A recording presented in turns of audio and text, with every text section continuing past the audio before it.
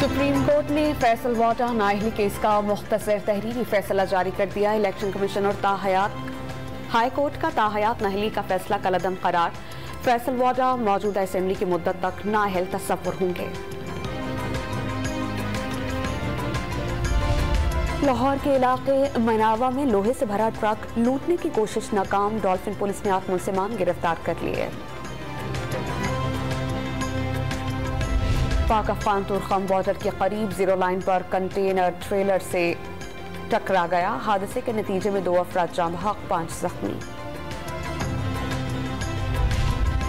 मर्दान में फायरिंग के मुख्तलिफ वाक़यात में लड़की समेत 2 अफराद जाँ बहक। लाशें मकामी अस्पताल मुंतकिल कर दी गईं।